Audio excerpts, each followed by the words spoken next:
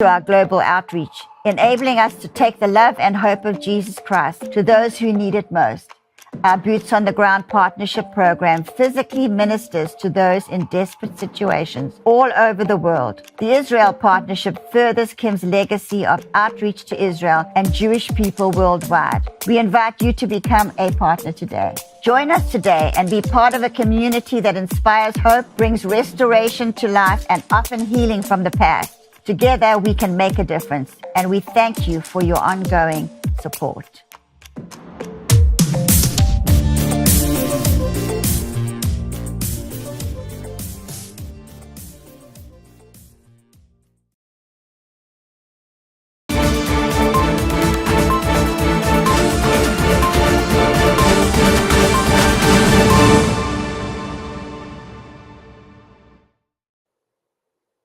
Hello, everybody. Welcome to Code Breakers Live. My name is Donna Clement Petrushka, if you didn't know. And we have got a lot to talk about today. Excuse me. So let's go into the chat and say hello to everybody. I can see lots of you are here already. Indianapolis, West Virginia. Hi there. Everybody saying hi. Massachusetts, Wisconsin. I also hope everybody's having a blessed weekend. I hope you had a good time at church this morning. I hope you went. Sophie's in Tennessee, so am I. And that is YouTube. And then, of course, we have our wonderful Rumble friends. Some of you are from Florida, some from Texas, Idaho, Liberty, South Carolina, Minnesota, Idaho again, Western New York and New York. Oh, New York, New York. Aren't we having trouble there? Illinois. Oh, West Virginia, Mountain Mama. Hi. Okay, I was just reading your comment earlier that you made because I posted the feds pretending to be conservatives. And, Rhode Island, Southern Illinois. Oh, it's so nice to have all of you. Well, I don't have a guest this week. I was going to try to get Tanya Joy on, but she is performing in a play, in a production at the theater. And it would have been really tight for her to try to squeeze in the interview. Then she'd have to go run and perform tonight. So I'm going to Zoom her in at a later date, and we'll let you know when that is. She's a good friend, and I just love her. And you guys need to hang out with her a little bit too. So I decided to just come and hang out with you alone because the last couple of weeks I've had a lot of guests, and I'm going to be having more guests. And so I thought today would be a good chance for me to cover some things we haven't been able to cover as we normally would. I am seeing more and more of you coming in over there on YouTube. And of course, where are our House of Destiny friends? You're there, Kelly. You're there from Bel Air, Maryland every week. Linda's coming in from California. We love having you at the House of Destiny Network. If you are not there, you can go there right now to houseofdestiny.org or codebreakers.news would be a better link. It'll take you directly there. And you can chat in there now too. The only thing we cannot do yet is put it on the app, but we're working on that. And as soon as it's available on the app, I'm going to push you guys more to go and use the app to watch the show. But either way, we're covering our bases. Wow, what a week. So much has happened. I think I'm just going to go ahead and pull up my Twitter page now because I have a lot to cover today. I want to tell you guys about what I'm doing with George Magazine in Arkansas. I've got an ad to show you about that. And I have the Fourth Reich prophecies and something else to play for you guys as far as prophecies today. So I'm going to cover the other stuff first, and then we're going to move into prophecy stuff because I've got some videos lined up of stuff my dad prophesied, and it's lining up, and you guys need to see. Oh, my goodness gracious. Hello, Dawn in Melbourne, Florida. Oh, I love Florida. And Karen's in Washington. Roxy in Wisconsin. You guys are awesome. Thank you so much. Okay, here we go. Let us, I think I do this. There we go. So here is I call it Twitter, but I shouldn't call it that because it is not Twitter anymore. When it became X, it became free. And that's why we all use it now. So if you're not using it, you can follow me on there if you use it. So go use it, and then you can follow me. I need to put a ticker up, don't I? So let me go over there to the ticker. I'm going to just put this up at the bottom. As you know, many of you, we do need support to keep bringing you these shows and to run our ministry, because we are still heavily involved in missions and helping people all over the world. We have not stopped doing that. Of course, since COVID, it was a little bit difficult to travel around, especially for my mother.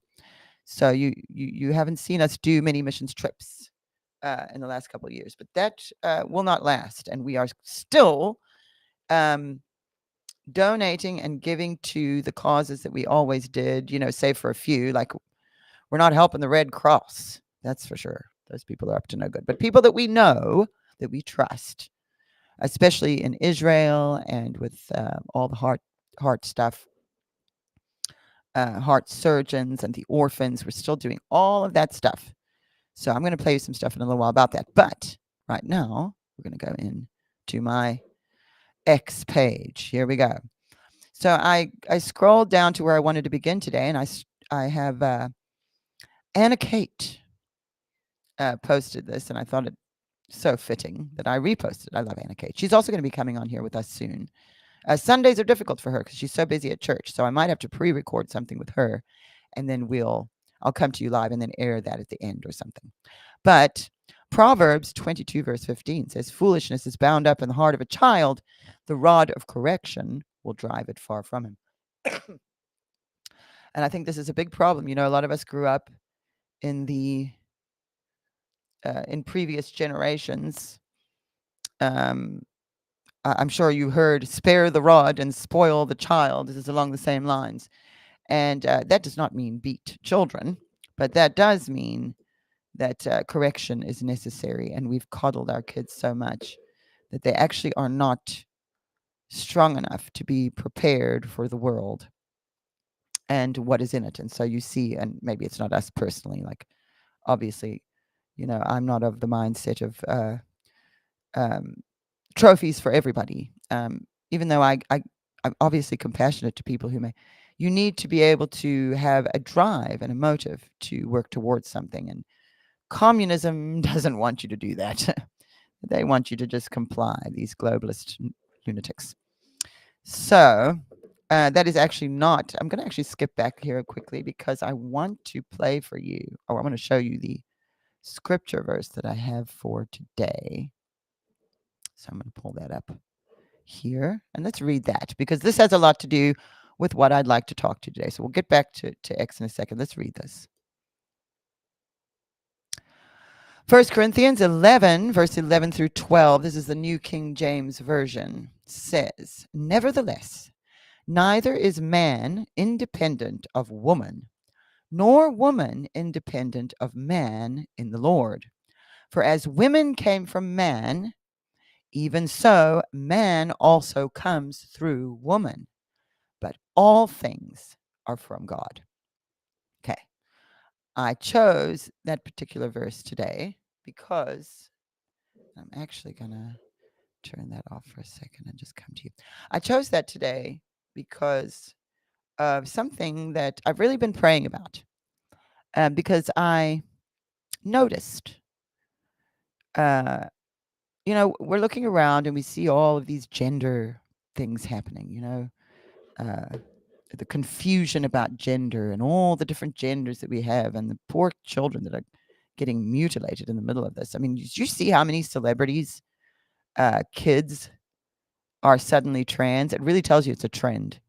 And that's quite frightening, because these children are not old enough to make a decision that huge. And I don't think anybody should be doing it at all. But a decision like that being given to a child and then forcing the parents out of that decision, well, it about says everything. I mean, would you want anybody doing anything to your child without you knowing about it, especially something that huge? But there's more to it than just that. Is a manifestation of a deeper problem. So I started thinking about it, and I started thinking about feminism, because I blame. Oh, the lady's going to get mad at me. I blame feminism, because I think feminism went far too far. And you'll see this happen. And Lou is actually the one who pointed out to me this point, and that is, you'll have a cause, right? And it's a legitimate cause, and everybody comes together, like, let's say women's suffrage, women's rights. That needed to happen. Women needed to be able to work if they needed to, for instance, and make a decent living. Not to promote divorce. That was not the motive at the time, but because women would be widowed or abandoned, and they would have to be able to provide for themselves and their families. Simple as that. And also the vote. These things were important, that a woman's voice was heard. But once these things were achieved, you then had a whole organization of people who were working towards a cause. Like, we want to win this, and they won. But now you have all these people on a payroll, and you have a whole organization. You've got all these people relying on the movement, and we've got to get rights for the women. And I'm a woman. Obviously, I'm not against women's rights, but I feel it's gone too far. And what happened was you had like the hippie movement and the sexual revolution, and that was a terrible disaster. And then, of course, abortion. And it's all around the same time, the 60s, 70s. There were certain freedoms. I feel like the world was unbalanced, and they were trying to sort of balance things out. And then it's gone too much to the other side now. And now we're like this. And what we have is a problem of motherhood. Because now you have women, celebrating their abortion. It's not like, I had to have an abortion, I couldn't afford, I was raped, whatever the story. Now it's, I'm at my 40th abortion, and we're going to have a party, and I'm going to have a T-shirt. And it's this is something that was supposed to be helpful in some way at the time, because what women were going and getting abortions in back alleys with coat hangers and people. So they come to you with, the most compassionate, which is true, motive. We have to do this for X, Y, and Z reason. Women's rights. But now it's like, wait a minute. Now you're saying this is not just the rape and incest and extreme situations where people's lives are in danger and someone has to make a decision. That's not what this is. Now, there is no excuse as far as consequences for sexual promiscuity now, because that was a deterrent. God's deterrent was, if you engage in this act, you will produce another human being. So you should be serious about who you engage in that act with, and the importance of the foundational structure of the family, which holds together the civilization. The society is held together by that. It is on the ground foundation. You got to have the mom, the dad, the kids. Otherwise, you will not produce healthy human beings. And I'm being careful. I'm trying to be careful how I say this, because I don't want it to seem like I'm not compassionate towards women. But what happened with feminism was, now the good thing is, if you're a woman, and let's say you're not supposed to be a mother. Some women aren't. It's very rare, but some women aren't. Maybe you're not supposed to do that. Maybe God has gifted you with an incredible mind and voice for leadership or for business or for something like that. You have the freedom to do that in this day and age. And I'm not against that. But it has now become where every young girl is told they have to have a career. They're deterred from being a mother. This is in society in general. In many ways, like, you have to get a career, you have to be this and that, and you have to provide, and you have to do all of these things. And so then being a mother has been pushed back and pushed back. And all these women, for some reason, now it's like, well, feminism means you have to do things men do better than men. And my question is, why? Why? Why do I have to be better than a man? Why do I have to do men things? better than men because of feminism. And it's gotten so bad that now you have to actually be a man. You have to go get the surgery and be. You remember in the 80s fashion, 80s, 90s fashion, what were women doing? Chopping their hair off, wearing the shoulder pads. Come on, ladies. Who was wearing the shoulder pads? I was wearing them. I wore the shoulder pads. Why were we wearing shoulder pads? And suits so we could be men. But I don't want to be a man. The truth is, I just want to be a mom.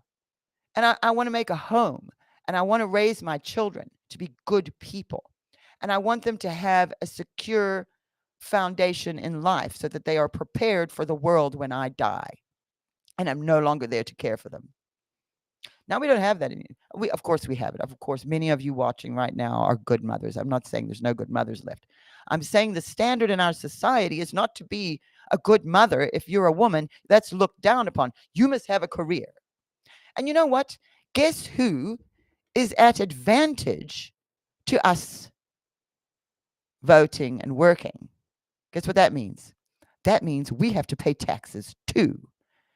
So this was allowed back then because it was going to be advantageous to whomever was leading the country, that they now were to be collecting double the taxes if women could work.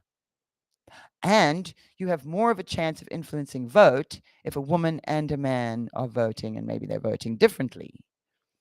So now who you vote for, who's voting for whom, is also because used to the way it used to be, and now my older people watching in here are going to know what I'm talking about. If used to, the man went to vote and cast his vote, but he was a representative of his family. So the children who were not old enough and the wife, their family's vote was cast by the head of the household, which was the man. Now, if you look anywhere in nature, go anywhere in nature, the males and male of the species and men, human beings, are bigger and stronger, and they think differently than women, but it's a necessary thing. For instance, the other day, I ordered 8 bags of mulch because I'm cleaning up my front yard. It's springtime here in Tennessee, and it rains like crazy, and the weeds it's just unstoppable. So I ordered, I've been weeding and redoing the whole front, myself, and I ordered mulch, and it was delivered in huge big bags, and whoever delivered it threw the bags in my driveway in front of my car, so I couldn't even revert, and I had to go somewhere, and there's these huge bags. So I run over, and I'm trying to pick up the bag, and I couldn't pick it up. So I get my stepson, Skylar. I said, Sky, please, will you help me? He walked over there and picked up one of those bags with one arm and walked away, and I'm standing there like I couldn't even pick up one. Now, is there something wrong with me? Am I supposed to fix that? I'm supposed to grow big and strong and pick it up like the man? Or am I going to say, hey, Skylar, will you pick up these bags for me? Which he easily does. It's not hard for him. It was easy for him to pick up those bags. It was hard for me. So when you put women in a position where they have to now be the leader, they now have to be the head of the household, they now are responsible for all of these things. How are they going to be mothers? How are they going to hold the home together? You know what happens? They do it because women can, because we're wired that way. They do it, but they live in a state of constant strain and stress that is not supposed to be on them. And then you start pushing women into positions of leadership who don't belong there. Some women do. Margaret Thatcher, she was fine as a leader. If you go and look in the wild at wolves, at packs of wolves, every 10th about on average, every 10th wolf is born an alpha. That means that wolf will lead its own pack, either the one it's in or it'll create another one. So whoever the leader is, it's every 10th, okay?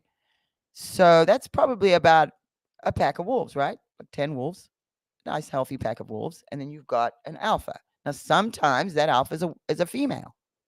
Not often. Most of the time, the alpha, smashing my face into the mic. Most of the time, the alpha is the male, but sometimes it's a female. So if you're a woman listening to me right now and you're saying, God called me to be in business, God called me to pastor a church, God called me, I'm not saying he didn't.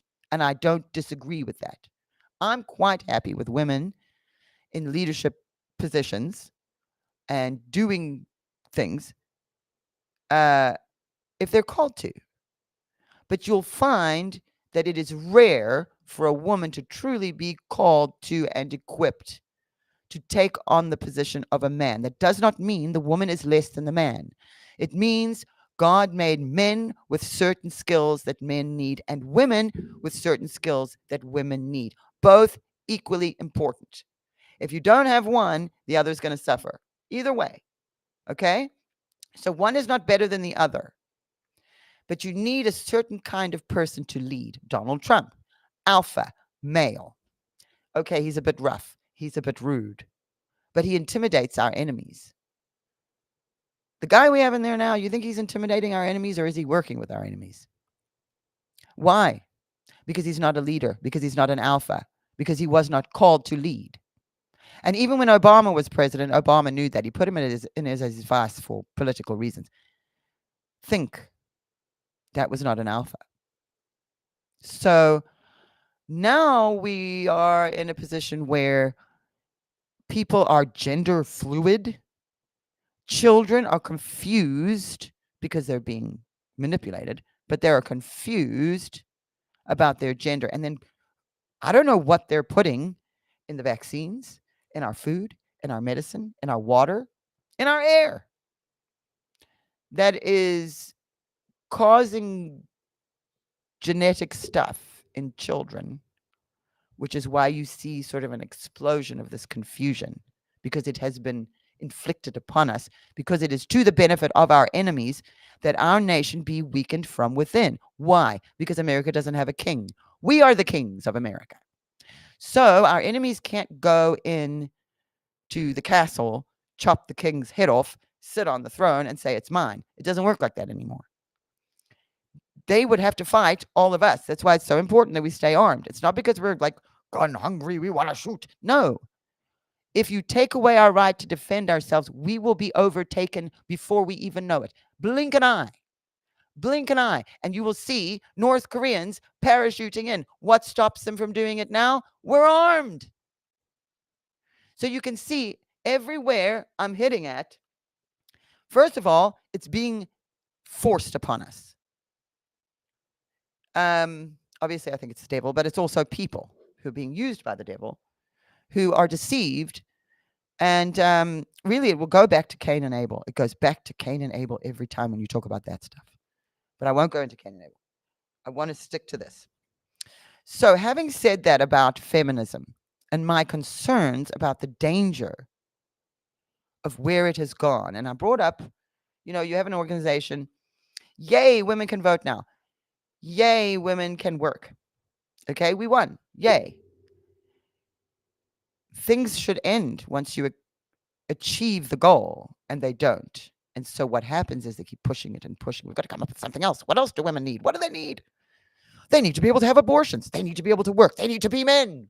And now you go to the Supreme Court. I mean, that one woman, she can't even tell you what a woman is anymore. The Woman of the Year on Time magazine this year was a man dressed as a woman. And if you want to be called a trans man? Okay, you're a trans man. Doesn't matter. You're a man. And you're dressing up like a woman and you had surgeries. You're still a man. And now the Woman of the Year is a man. So I think that maybe feminism isn't for women at all. I don't want to be a man. I don't want to dress like a man. I don't want to work like a man. I don't want to pick up heavy things. I don't want to work construction. I don't want to dig ditches. It's not because I'm lazy. It's because it's harder for me than it would be for a man. I want to do things that women do. I want to raise children. I want to make a home.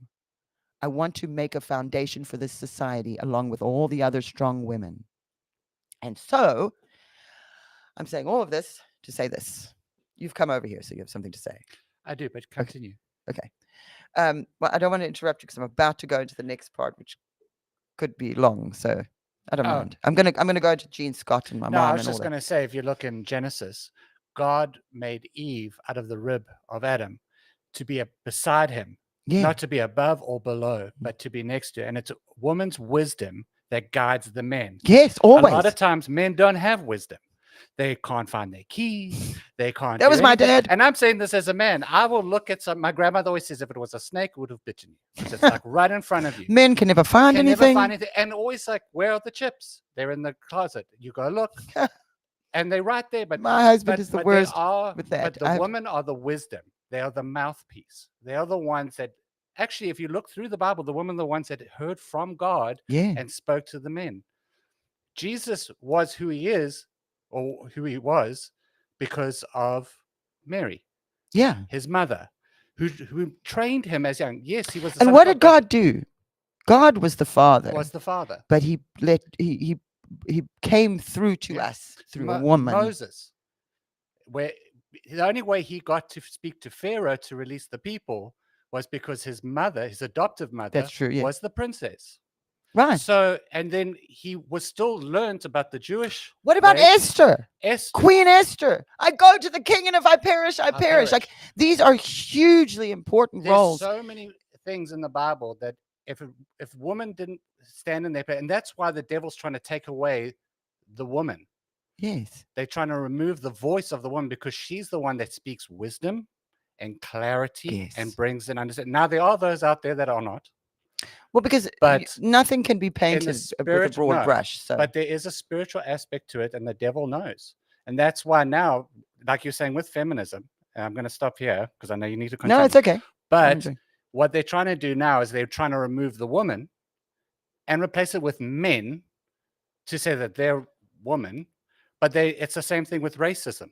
It's the same thing with anything. They're trying to remove people and saying it's not racist because, like Aunt Jemima with the whole, They took her off. they took her off. But then She was a successful woman. they take off everybody, and then but they leave the crazy white man on the oats. It's you know what I'm saying? It's like for me, that's how I see it. They're trying to remove things and replace it with the same thing. It's but not they natural. dress it differently. None of it is naturally happening. It's being forced. And I think That's- that's something we can all agree on. That's my 2 cents. And I asked God about this, and Lou knows this because I've talked to him about it. I asked God about this. Like, what is it? You know, I am irritated because I don't, like I told you about the whole feminism thing, but it's the same with the gay rights thing. It was like once a gay marriage was legalized, it should have been the end of the story. I mean, there were the rights. You had all the rights you could put, but they didn't want to finish because why? Because now for decades they've had organizations that have been working towards gay rights, and now they achieved what they wanted to achieve, and it wasn't enough. So now we have drag queen story hour with kindergartens. Think. It went too far. It's another organization. You're just hanging on because you just need to hang on. You achieved your goal. Why are you still here? And it's like whether or not you agree with the gay marriage or not is not the point. The point is it's achieved. Like they keep going on about trans rights. Trans rights? You have all the rights I have. What rights? Rights to pervert children? Is that what you want the right to do? Because the other day I posted on X one of these drag queen story hours, and it was a man dressed as a woman. He'd had surgery, had the whole shebang, barely wearing anything, shaking his backside in front of a kindergartner. And I'm looking at the child in the video. Child has no idea what's going on. They're just like, and I realized this is not for the children. These people are doing this for the adults because the children have no clue what's going on. No clue. And let me tell you this. You tell me one time a heterosexual woman dresses scantily with her breasts and backside hanging out and shakes it in front of a kindergartner, and that be okay. It is not okay. It is not okay for me to go do that as a woman. So why does a trans woman have to do it? None of it makes sense. And it doesn't make sense because all of that is coming straight from the devil, and I'll say it today. And I have had enough. But the good news I have for you, I'm not going to keep shouting. The good news I have for you is that God has a plan. And I think I figured it out. Oh, I got so excited. Okay, so many of you know I keep asking everybody about Gene Scott. Does anybody know who Gene Scott is? Now, I know there's a guy in here named Todd. He's probably going to tell me yes, he knows, because he studied under, I think it's Todd or Tom. I've forgotten your name now. I'm so sorry. He studied under Gene Scott. So he knew. I'm looking to see here if anybody knows about Gene Scott. And there's a bit of a delay in the chat, so I'm just waiting a second. Yeah, South Africans are saying, Ben from South Africa says, it's absolutely ridiculous regarding gender. My South African accent came back regarding gender. You guys, listen, I've got like a mixed accent. I lived in South Africa till I was 13, and then I moved to Texas, and then I moved to California. Now I'm in Tennessee, so my accent is just, I don't even know what's happening. So here's the thing I noticed.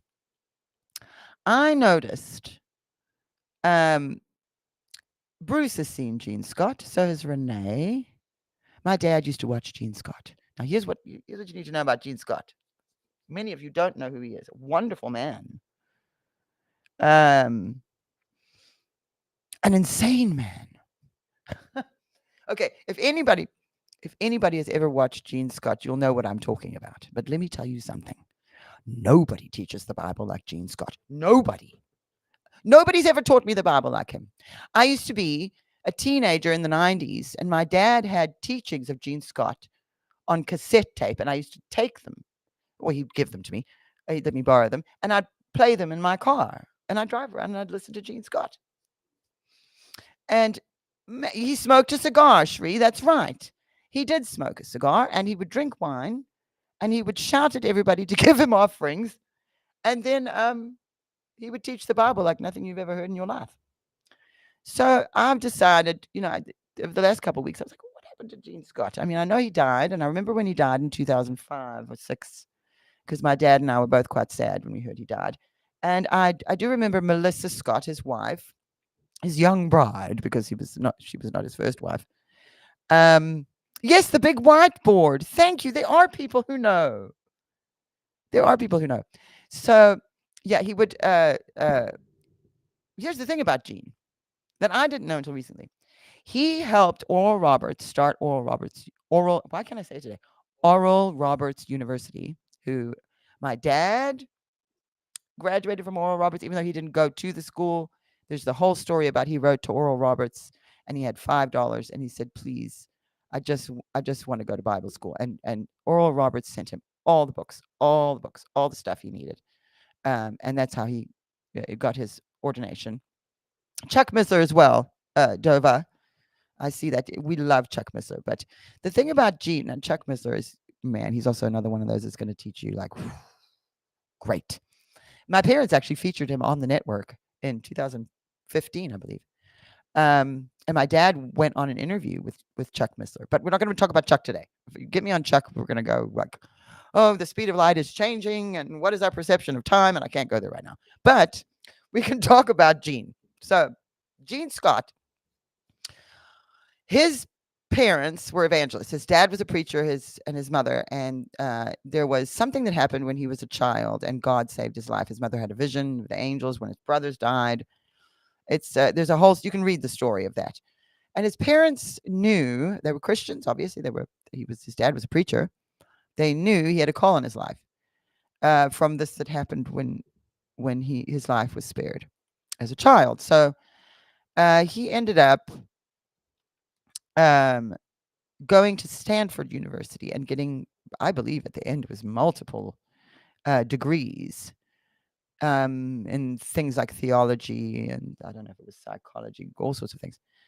PhD, doctorates, just super educated, extremely intelligent human being, and also a Christian. So while he was going to Stanford on the weekends, he would go and help his dad at the church.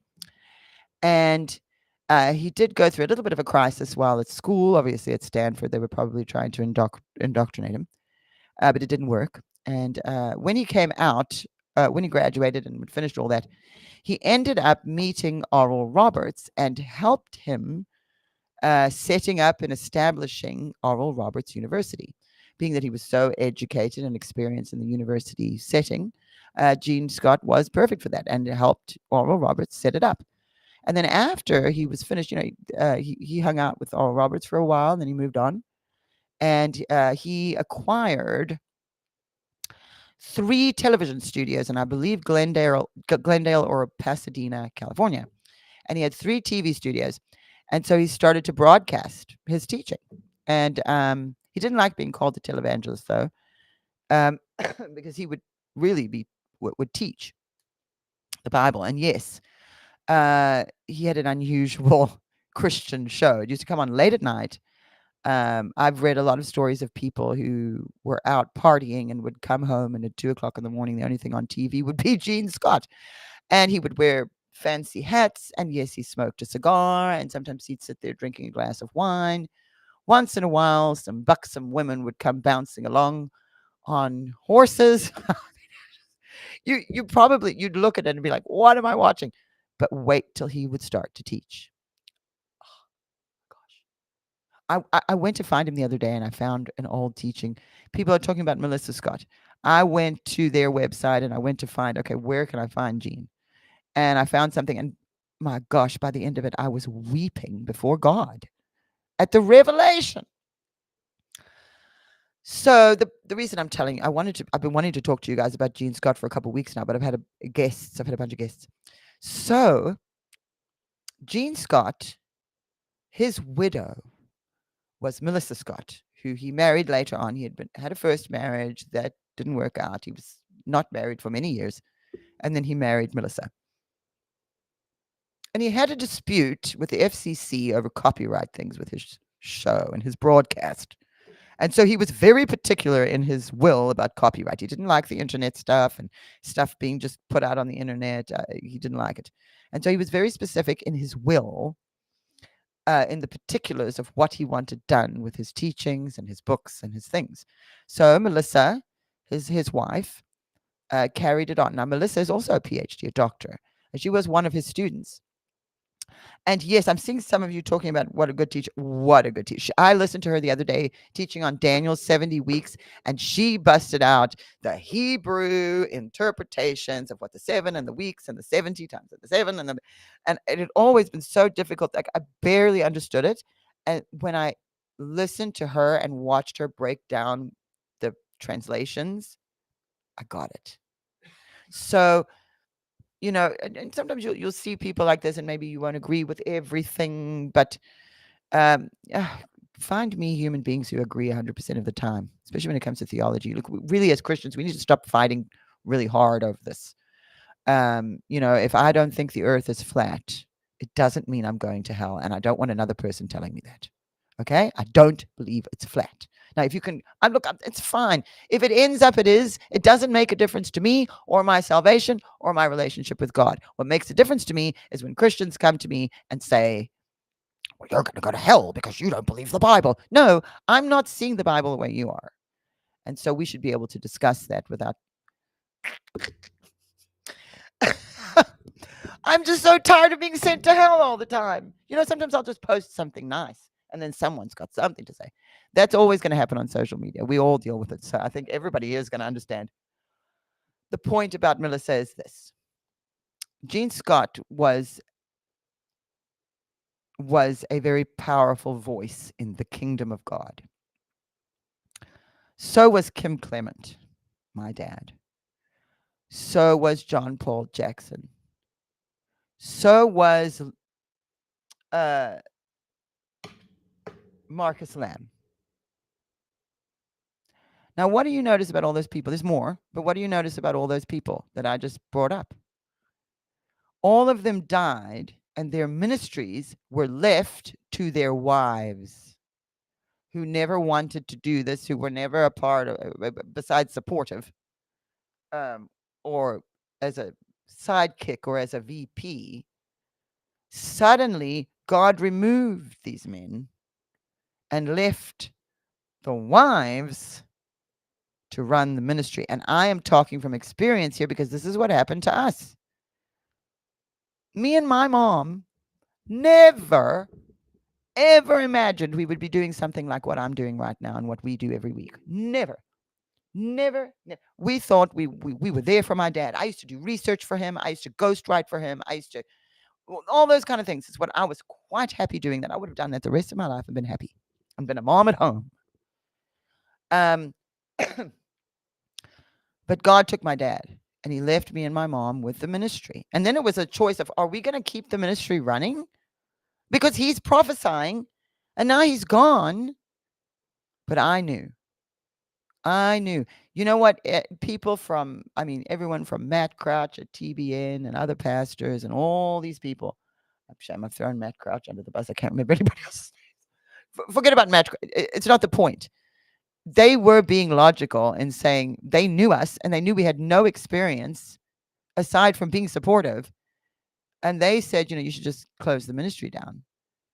That was sort of the assumption. Because what are you going to do with Kim Clement's ministry now that he's gone? No one can replace that. Even his own kids. What are we going to do? Get up there and prophesy and play the piano? That was him. God doesn't replicate that way. He makes us all unique for a reason. So Mom and I prayed and God told us to keep the ministry going. And I knew there's all these prophecies that haven't come to pass. This is going to help people. And so I started just posting my dad on YouTube and then Rumble as that came around. And I just kept posting the prophecies. And it's just like, you know what? I don't even know what all of this means, but I'm going to make sure you guys all know.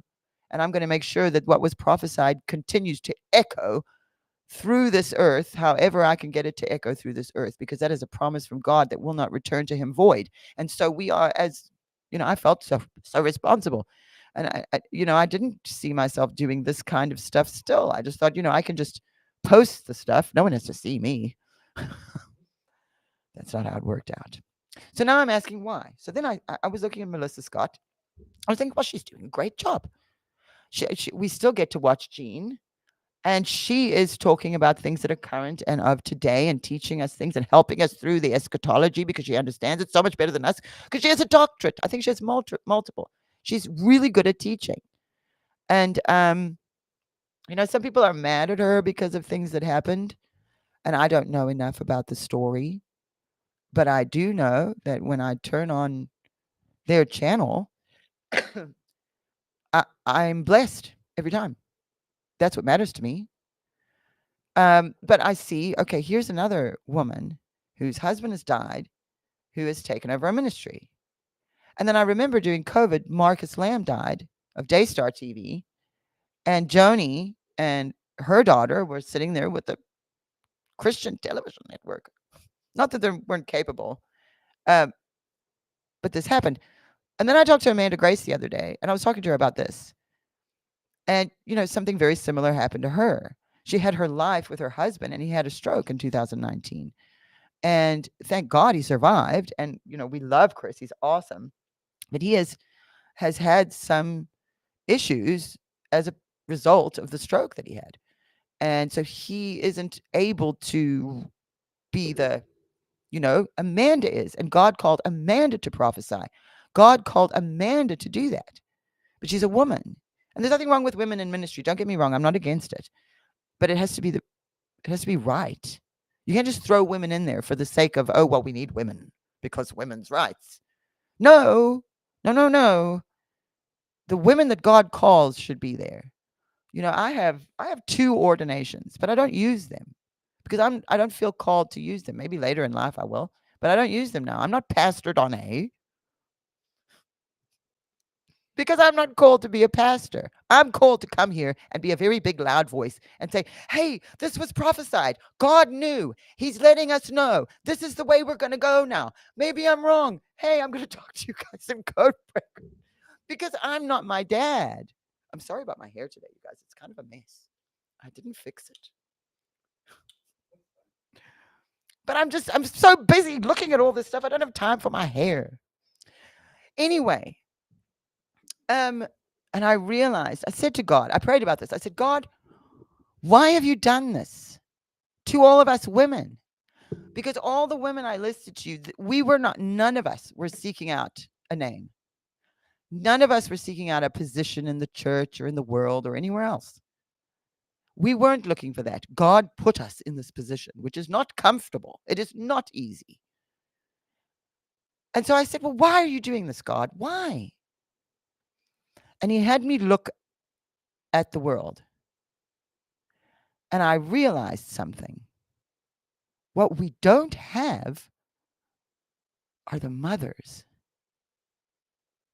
And God needs one of the things, not the only thing he's doing, but one of the things he's doing is he's putting women who are good, strong, virtuous mothers into a position where a light is on them. Because it is necessary now for a generation of young girls to be taught how to be mothers again. And when it wasn't like he said, it's just a realization when I asked him, and I just, oh my gosh, of course. This is why. This is why he did this. We have to,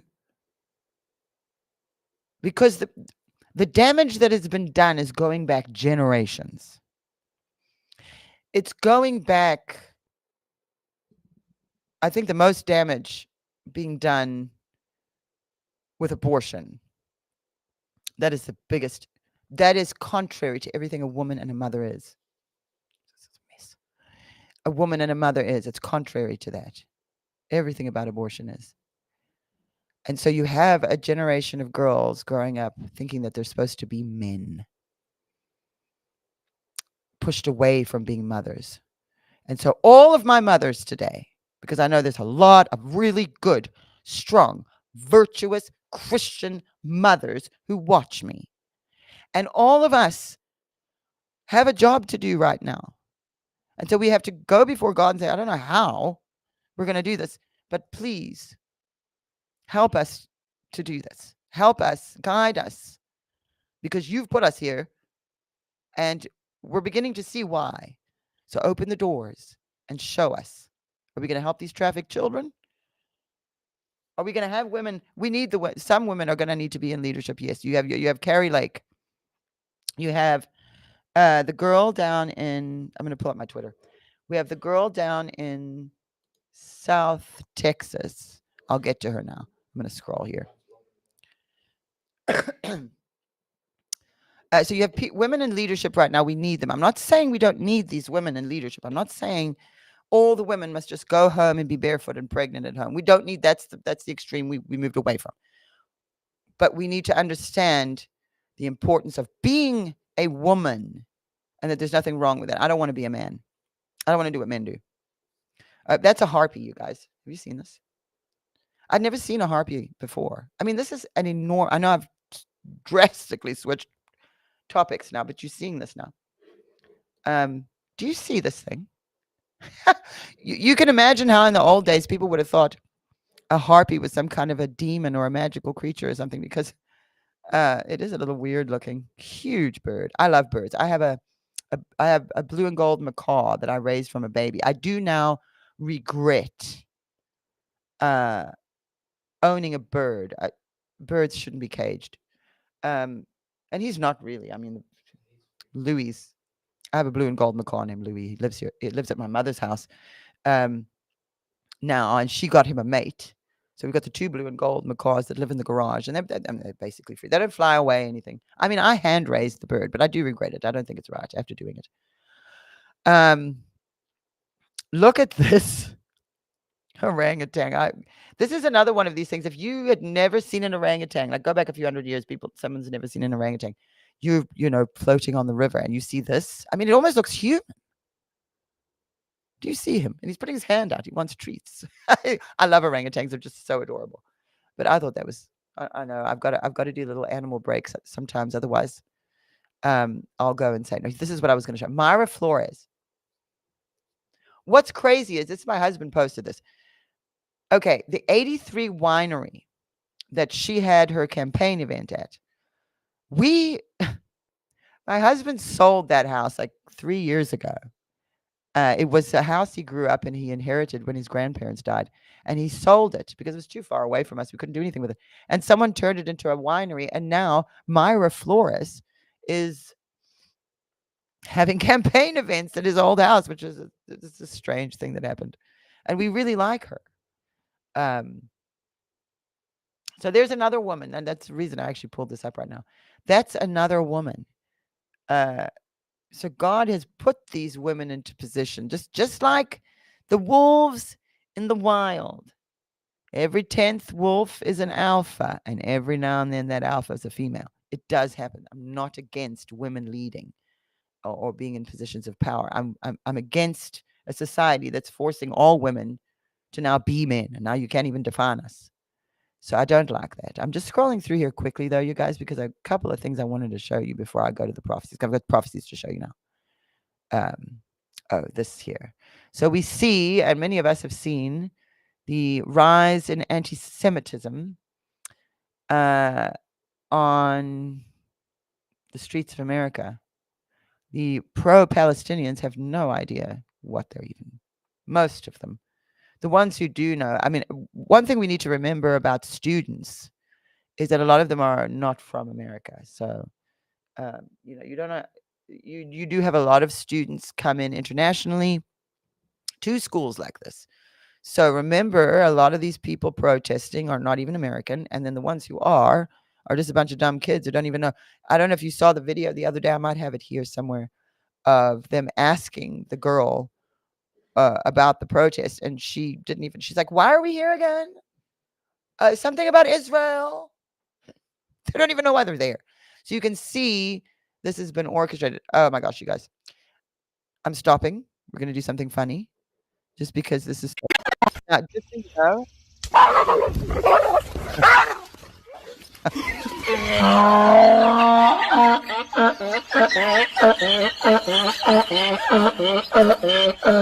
Okay, so that's a donkey laughing.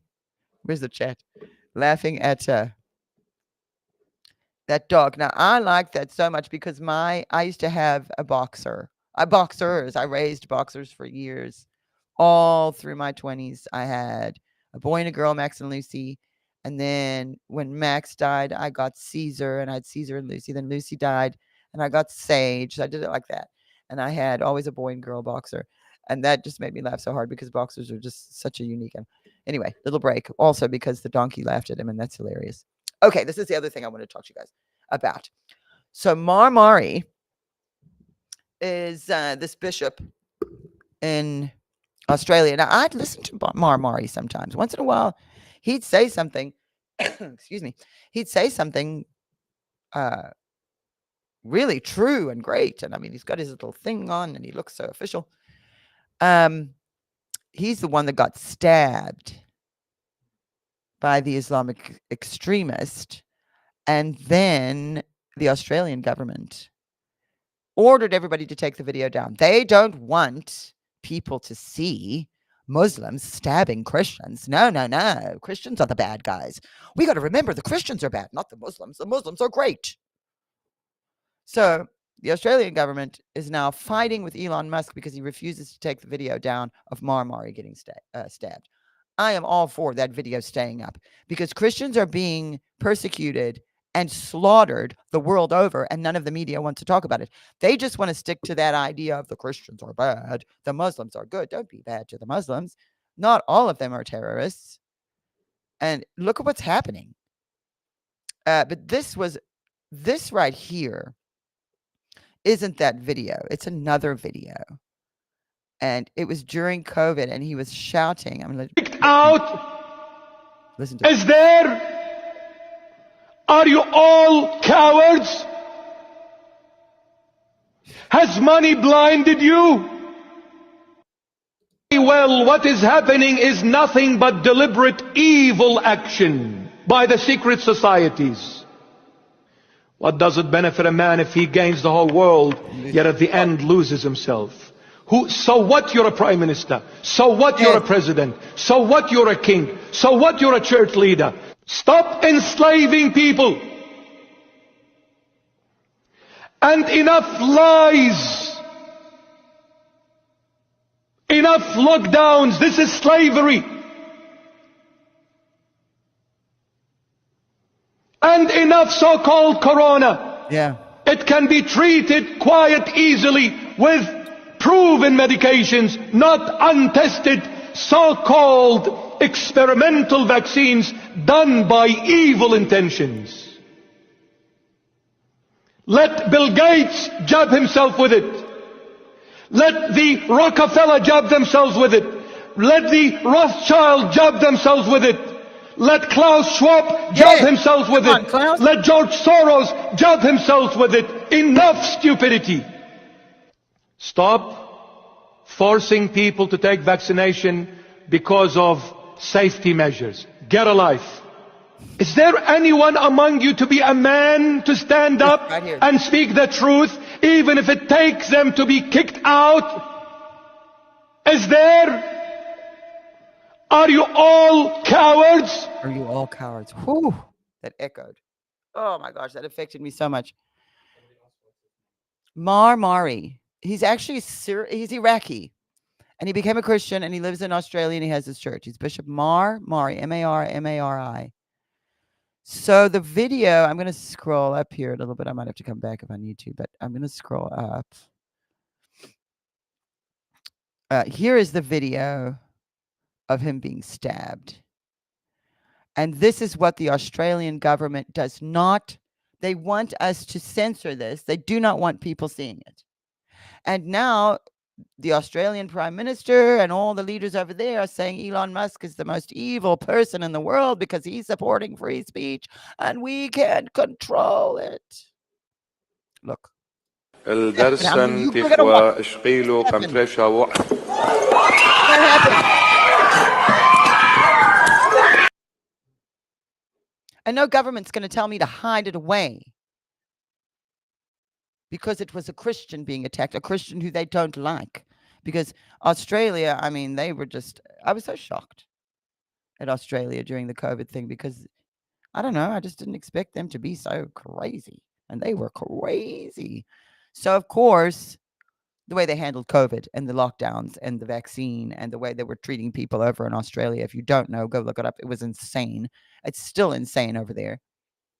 You'd think, well, I don't know. I mean, wasn't Australia all they used to send all the criminals over there? How are they so conformist over there? And they're just conforming to everything. Have a look at this, you guys. The protests, the pro-Palestinian, they say pro-Palestinian because what if they had to say anti? They would have to admit anti-Semites is what you are. You're anti-Semitic, which is what you've been calling us for years, beating us over the head with it, you anti-Semite racist. And we're not any of those things. They are. As they stand there and shout from the river to the sea. That means you want all the Jews to die because there's nowhere for them to go but into the sea. And I hope that they just don't realize. So here are the matching tents at the protest. Isn't it amazing how all of these students got up on the same day and said, we're going to protest against Israel and what they're doing. We're for Palestine. Let's all go out and buy the same tent. There it is. Or did someone buy them those tents? And are we seeing a repeat of the Summer of Love? George Soros. Oh, yeah, there's a puppy. Let's take a moment. Let me check the chat. How are we doing? Oh, my goodness. Someone has given us $20 on Rumble. Hallelujah. Thank you very much. Yay. TAU. TAR22. Thank you so much. She says, thanks, Donna and Team Clement, for everything you do. We love and appreciate you all. Wow, that I appreciate that so much. We do here at the House of Destiny. We need support. So we thank you. And there's a puppy. Isn't he cute? Oh, I love him. I would kiss him. So, this is more footage from these protests. And it's really just showing you that this is an organized thing. I love this meme. Yeah, have a look at that meme. I'm so depressed about how the weather is going to be 50 years from now. What can you possibly do about it? Well, I'm either going to block traffic or I'll go to a museum and destroy a priceless work of art. That is the reality we live in, ladies and gentlemen. And so we'll just try to stay sane and laugh at it. There's my beautiful friend. And this is another person God has put into a position of leadership who is a woman. And God has allowed this. And God has a plan. And this is what I truly believe. Okay, I think I'm finished now with Twitter. There's so many things I could keep going with. But I want to play some prophecies for you guys about the Fourth Reich. Because here we can start with this one. With the Fourth Reich. Okay, have a look at this. We see a repeat here. 1938, the Nazis are blocking Jewish students from entering Vienna University. And 2024, Palestinian activists block Jewish students from entering Columbia University. So you can see history repeating itself there right before our eyes. And that brings me, here's how Texas handled the protest very nicely. Dispersed of them very quickly. Thank you, Governor Abbott, for that. And I'm just going to scroll through quickly to make sure I haven't forgotten anything important. Oh, there's some cute animal things like that tiger is just so beautiful. We love him. They're friends. I want to kiss him and cuddle him. Oh, the top 10. Let's look at that quick. So, Bank of America caught discriminating against conservatives and Christians after mass debanking scandal. Well, the House of Destiny Network was a part of that scandal. We did nothing wrong. But Bank of America doesn't like Kim Clement prophesying accurately political things happening that they don't like. And even though Kim Clement is no longer with us, they're still mad at him. So they debanked us for no reason. We banked with them for 25 years. Let me tell you something. The way that they keep the books with our accountant, everything is to the T, and everything is done legally and appropriately and properly in the way you're supposed to. So we didn't do anything wrong. Bank of America doesn't like us, and they debanked us, and we had to move to a different bank. So I can tell you that is true. And anybody trying to tell you that's a conspiracy theory, I'm here today to tell you it happened to us 2 years ago, 3 years ago. We had to rebank for nothing. We did nothing wrong. And they couldn't even tell us anything. We kept saying, what did we do something wrong? What have we done? And the only answer they would give us was, we reserve the right to refuse service to anybody we want. End of story. Trump's fighting the gag order. The gag order on Trump is absurd. Just another testament to the hypocrisy of the leadership in this country right now. Dare they turn their finger to another nation and say, you arrest your political opponents. You da-da-da-da-da. Well, now America's doing it. And it's not Americans who want this. It's a small group of corrupt, greedy idiots who are destroying everything. Even their own lives they're destroying. Even their own futures because they can't see further than here. Greed, greed, greed. Money, money, money. Colleges cancel graduations over the protests at Columbia. So now, because they hate the Jews so much, they can't have graduation and they can't even attend class. So the parents paying $30,000, $50,000 for your child to go to school there for a year.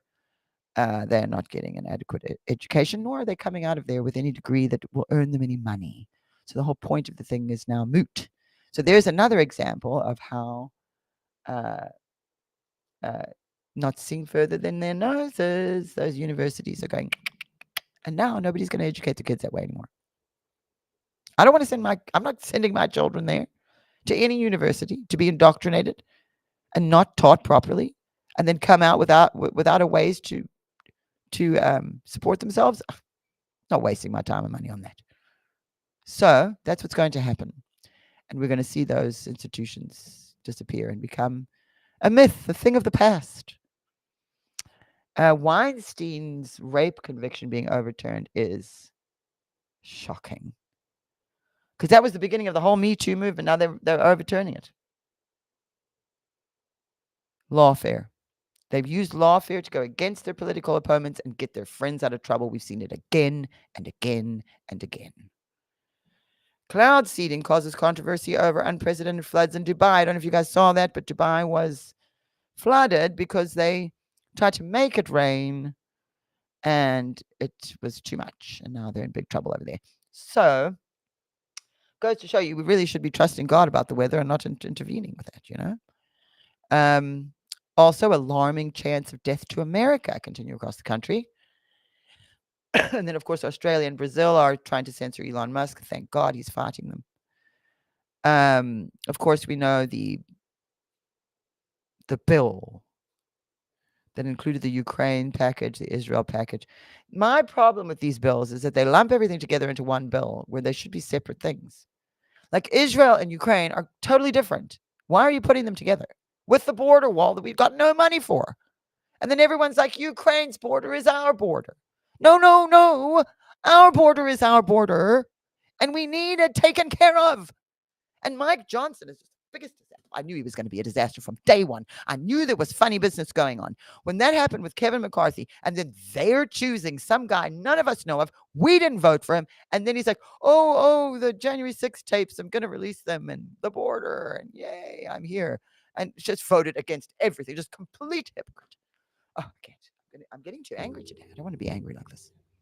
Then they're chanting death to America in America. What idiot?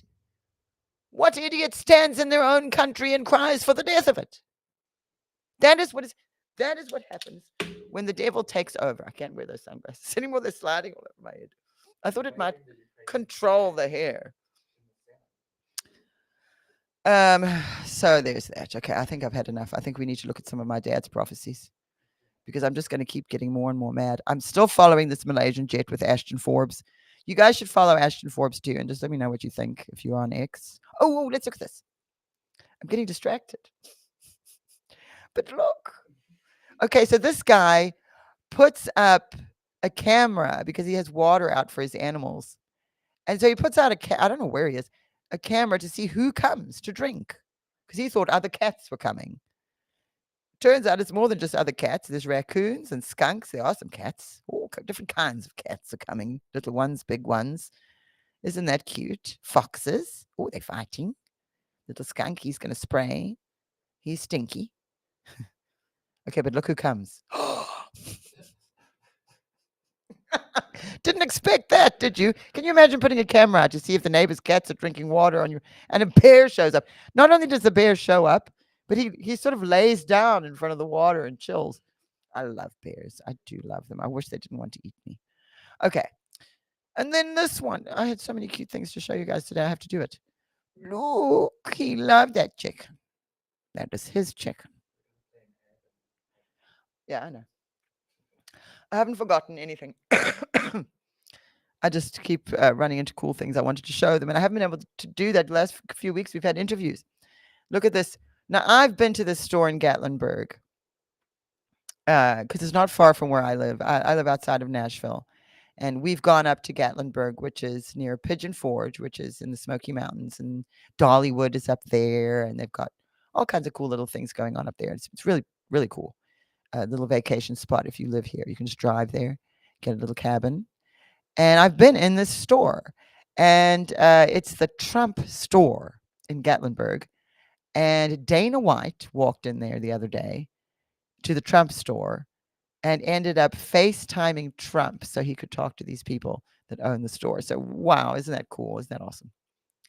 That is really cool to see, because I've actually been to that store myself. If you haven't seen Flynn Movie, you must watch Flynn Movie. And the only way you can find out about it is, well, you can follow him, but you can also go to flynnmovie.com. You can see it there. I went and saw it here in Nashville. It was awesome.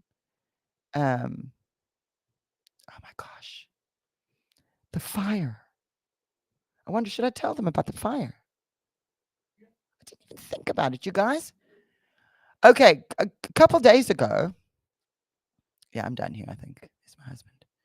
A couple of days ago, there was a fire on my street. Let me turn this off now. Look at this woman dancing like the bird. That's so silly. Now there was a fire on my street the other day. On my street. Like, I am on one end of the street, and on the same side, all the way at the other end of the street where you would turn to go out of the neighborhood, the second house from the end of us, more than 10 houses from mine, a lot of houses from mine. But it's up my street. A lithium ion battery exploded and their house burned down. And I actually have video of it. I took video of the firefighters and everything. I went out in the street. There were cops everywhere, fire trucks. I heard a woman crying. And I thought, it's happened. The nuclear bomb has gone off. It's the end of the world. It wasn't. And then I thought someone was murdered on the street. And I went running in to tell my husband. I went running and I said, oh, John, someone's been murdered, because I heard all I saw was cop cars and a woman crying. I thought, there must be a murder. But it wasn't. It was a house fire. It was awful. Luckily, everybody was saved except the 2 dogs didn't make it. So the family was able to get out. It was an explosion. A lithium ion battery exploded. And the family was able to get out, but they weren't able to save their 2 dogs. So we're really praying for them. I'm trying to find out if we can find out if they have a GoFundMe or not. We don't want to use GetGo is what you want to use. But if they have something like that, then, maybe we can help the family, because it really was bad. It was really bad. And then the next morning, I walk over there to, I walked over to the house after I dropped the kids off from school just to have a look to see what, and I mean, the whole house was burned down. And I ended up on the news. There was a reporter outside the house. I didn't know he was a reporter. I just see a guy. Me and my husband woke up. There was a guy standing there. And we thought maybe he would know. And we were asking questions. And then he looked at me and he said, well, would you say a few things on camera? And I didn't even notice the camera. I was like, camera? Okay. My husband, of course, he said, oh, you talk to my wife. She's good at that. And off he walks and left me. I mean, I had no makeup on. I just dropped my kids off at school. I was like, a mess. I just went to look at the house, and then I ended up on the news, and then it aired on the news, just the Channel 4 local news. And then it's like midnight last night, and General Flynn texts me a link to me on the news. And he's like, Donna? And I was like, oh my gosh, General Flynn, it was really bad. He was really concerned about the lithium ion battery explosion. He was asking me quite a bit about it, but he saw me on the news, and I said, oh, can you imagine, General Flynn, of all the people who would end up being on the news on my street in my neighborhood? It's me. How did that happen? And my husband said, well, you talk on camera all the time. You're good at it. So, well, anyway, we all went home looking at, lithium ion batteries are in everything. Like, what made it explode? And apparently you should not keep it plugged in. Like, if you plug it in to charge it, once it's charged, unplug it. And also look for if they look swollen or warped, or if they feel too hot. But these batteries are in lawnmowers, in drills, and power tools, in Teslas. So just have a look around. All of you watching me right now, when you go home, or if you're at home right now, go and look around what has a lithium ion battery in it. Is the phone? The laptop? The iPad? Look, I'm not going to be living in fear, but do be vigilant on this, because that's what caused this house fire. I wonder if I can show them the picture. I could email it. Let me do that quickly. I'm going to show you guys. I took footage of this the night it happened. In order to show you on here, I'm going to have to email it to myself. And I am running out of time. I'm supposed to play you guys. Well, we'll play it at the end. We won't play the third one. I was only going to play that one if we got deep into discussion. So we won't play the third one. I'll save that for the 28th. I'll save that for next week. And I will send this. I want you guys to see this fire. It was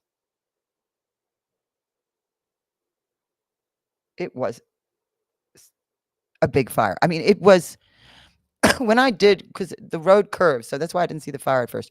When I walked around the corner up my street that night and I saw the fire above that house, it went. Now, we live in Tennessee. There's lots of really big, tall trees, especially where I live. We're kind of in the woods. I mean, huge trees. And that fire was roaring like that and all the way above the tree line. Oh, it's not going to let me send it. Maybe I can just play it like this for you guys. Turn it around and push play. And you can kind of, let me see if I can make sure there's not a reflection. You see the fire on that house? So that's the house. I'm sorry to show it to you like this, but I can't get it to send. Look at that fire. Now, it looks like it's only on one side. When I went back the next morning, the whole house is gutted. Completely gutted. So really, we're praying for our neighbors. I'm so sorry about their little. I saw those little dogs before. Two little white dogs didn't make it. So anyway, let's get to the Fourth Reich prophecies. I do have stuff to show you guys aside from this. Now, if I'm sharing this, I'm gonna screen share. There we go. I've got it. Oh, that's right. We did it a different way today. He did it special for me today. Okay. All right. So, in light of the pro-Palestinian, which is anti-Semitic, anti-Jewish protests, in 2010, my dad started prophesying about the rise of a Fourth Reich.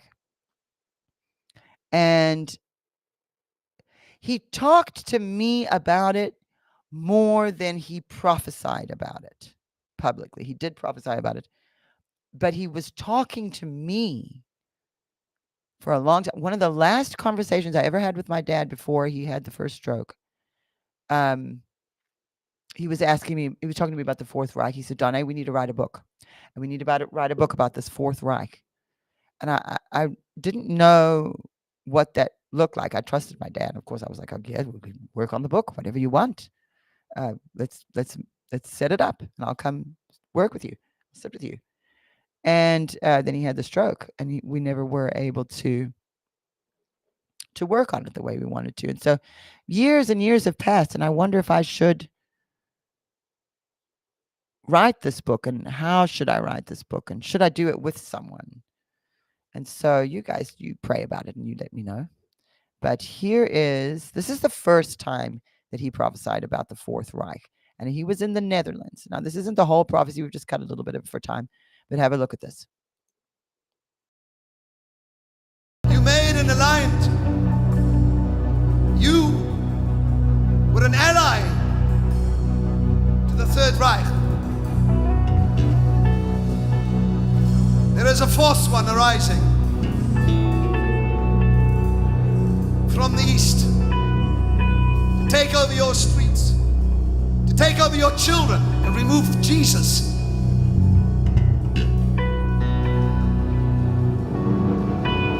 But the Spirit of God said, truth will prevail. A cause will not prevail. And the people will begin to arise from the streets. And I will manifest myself in whorehouses. I'll go to red light districts. I'll begin to take them from their place of pain and turn it into a place of rain, says the Lord. Come on.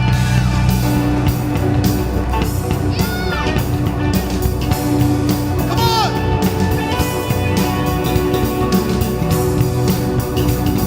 God said there's going to be a reformation. But this time, God said, I'll use Germany. I'll use Italy.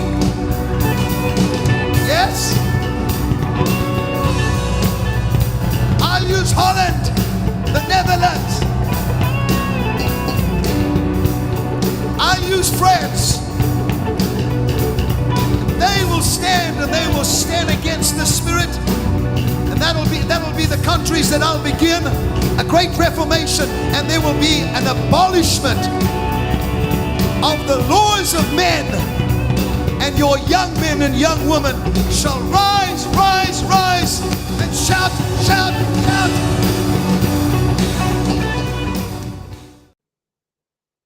Wow. Okay. So if do you see the did you hear the countries he listed? So this is where the code breaking comes in now. You guys, I'm gonna give you homework. Okay.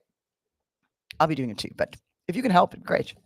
Okay, so what did he say? Germany, Italy, Holland, France. That they would do something to rise up against this. Now, I believe this Fourth Reich to be the globalist agenda. The Klaus Schwab situation over there is all fitting right into it. But we also see the spirit that has risen up, and you see the alliances that have been made across the world. You know, he said you made an alliance in the beginning of that prophecy. The alliances made all over the world. China, Russia, Iran. And that's getting biblical now. Now we can go and look in Ezekiel and have a look at the countries listed there, and those are lining up too. And then you can look in Revelation where the Euphrates River is drying up, so the armies of the east can march upon the west. And then it's more than just one prophecy. It's more than just one person. It's more than just from the Bible. It's at every angle you're seeing it come at you.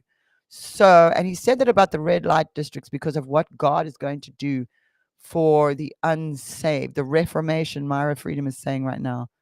The Netherlands. So he was seeing something happen in Germany, Italy. Now, one thing I've found out about Italy that they've recently done is that they've turned Pride Month into Family Month in Italy, and they are promoting the family. And that's been a huge thing. Yeah, Pink Parasol is saying Italy has been passing laws that would consider conservative. Right. So keep your eye on those countries, because you have to remember, my dad prophesied this in 2010. So the political climate now, 14 years later, is extraordinarily different. What these countries were doing then, they are, and now. So it's a prophetic thing he saw. There was no opinion in there that could have corrupted it in any way. And I'm saying that to those of you who may not understand prophecy. Of course, those of us who understand my dad and prophecy, but also, he prophesied there about abolishing the laws of men.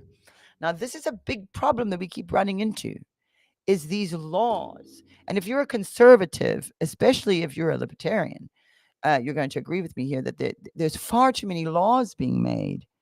And we are sort of becoming bound by law. We're just, this rule and that rule. And it's got us all bound up. And so you see God promising us there an abolishment of the laws of men because of his law, right? So, Kelly, aren't all of those countries the ones most heavily invaded by Muslims? Yes, Kelly. And these are the countries we are seeing an issue. All of these other issues are going back to that. I have to be careful. I don't want to get in trouble. Actually, I do want to get in trouble. What am I talking about? I love getting in trouble. I live for this. Hey, if I'm doing the right thing, if I'm doing God's work and it gets me in trouble, that means I'm doing the right thing. Just like what Roger Stone said in that little ad that they played of him the other week. If you don't hate me, then I'm not doing my job. Because when you are doing something, and oftentimes the right thing, you will have resistance. You will have people attack you. If you are not making a difference in the world, nobody's going to bother about you. But if you are, you're going to make enemies, and you're going to be spoken badly about. My dad lived through it his entire life. I'm just looking to see what you guys, just in case you guys are saying anything. Wow. There are crackdowns on farming. Right. There you go. You see, it's not just the Muslim thing, or it's not just one or the other thing. It's all the things, and all those things, like the farming, like religion, like anything that might unite us. They, whoever they are, I think we know who they are. They're people like Klaus Schwab. They are not these incredible people that are special. They're regular people that are godless and are being controlled by the devil. I mean, it may sound like a kid might say that, but I often do. I feel like a little kid that, well, it's the devil, but it is the devil. And it's so blatantly obvious that it's the devil. So there is that. Now, I do want to play one more. I'm running out of time. I waffled on about feminism. We're going to call this one today something about feminism and the Fourth Reich, because I did speak a lot about feminism, and I know we were going to do the Fourth Reich, but let's talk about the feminism thing. Maybe I'm sick of feminism. No, not that. We won't do I'm sick of feminism. But I do want to play this other video for you guys now. And this is now the next time my dad prophesied about the Fourth Reich, and he was in Paris, France. We played that Netherlands prophecy on current events last week or yesterday? Saturday. We played that prophecy, but I wanted to play it again and put my 2 cents in as well, because Mom was covering something else, and so I didn't want to interfere there. But here is him in France prophesying about the Fourth Reich. So here we have that. Europe Mais en Europe, will be affected l'Europe sera affectée. in the same way that Daniel was praying. Et de la même façon que Daniel a prié, There was a war in the heavenlies. il y a eu une guerre dans les lieux célestes. Prince of Persia. Et le prince de la Perse, There was a battle going on, il y a eu une bataille qui a été, as there is today. comme il y a aujourd'hui. And France Et la France shall join forces va joindre ses forces with Great Britain avec la Grande-Bretagne and some other nations. et avec d'autres nations.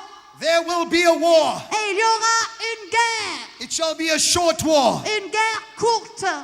Hear me, please. Écoutez-moi bien, This war, cette guerre, and I'm not talking about a spiritual war, et là je ne parle pas d'une guerre spirituelle, a war will take place. il y aura une guerre, It shall be short-lived, une guerre très courte, because as France parce que comme la France destroyed the power a détruit le pouvoir of invasion de l'envahisseur from the Middle East et des envahisseurs du Moyen-Orient in the 7th century, dans le 7e siècle, so shall it rise up alors la France se lèvera and destroy the invading forces et elle va détruire aussi des forces qui from vont the beast of the envahir, east, qui viendront de l'Est, and they will overcome et nous allons vaincre, an agreement et nous allons vaincre un accord between Russia entre la Russie.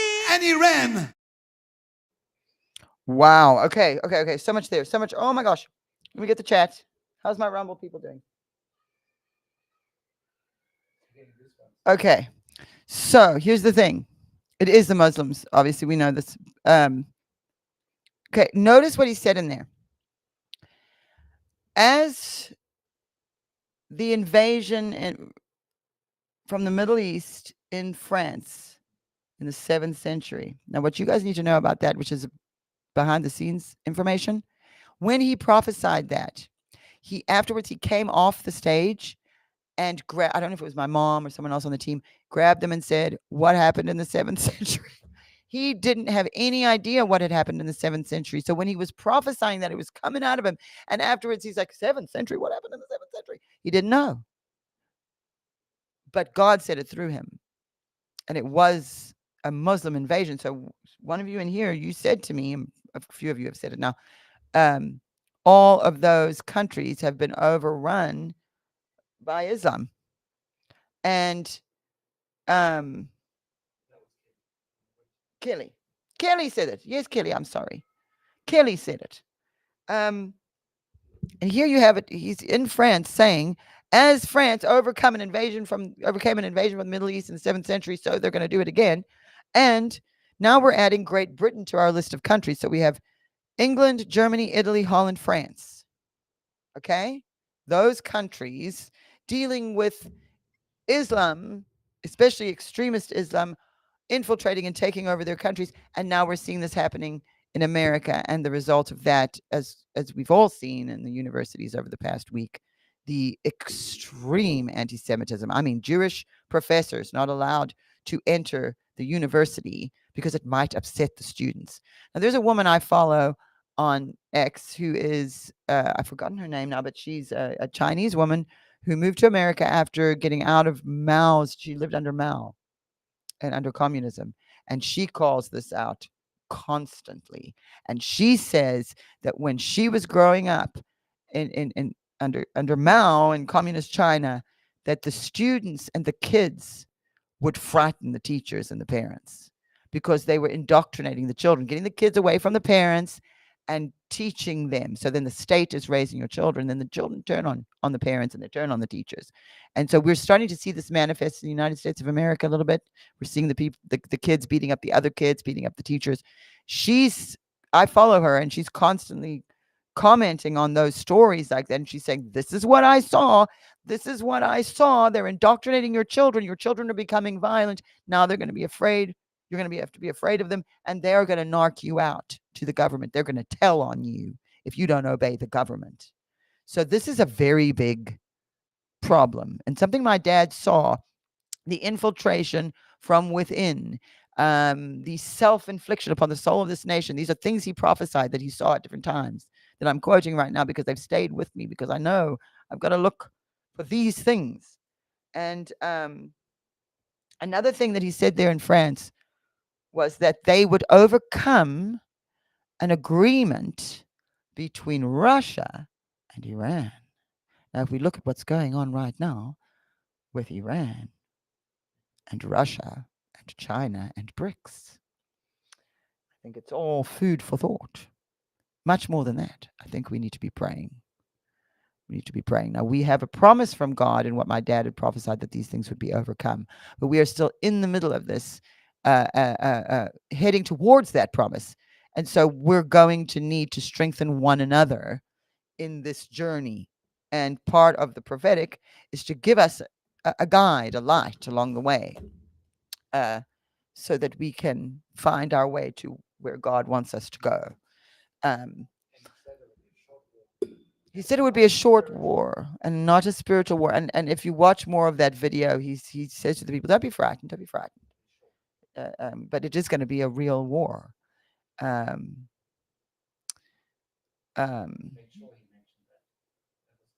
I'm looking at some of these comments here before we move on to missions. I do have some things. I was supposed to show you this earlier and I didn't. Time got away from me, but now we've run out of time. Now we've gone 2 minutes over schedule. So I'm going to just quickly fill you guys in on a few things. Oh my goodness. Where's the Gene Ho? The George magazine. Okay, so I'm going to there. Is this it? That's the ad? Video clip. Oh, I see. That's a video clip. Okay, I'm going to play for you a little ad because I am going to be speaking at the George Magazine live event in Arkansas in August. And any of you who might be able to join me there, I would love to see you. So have a look at this.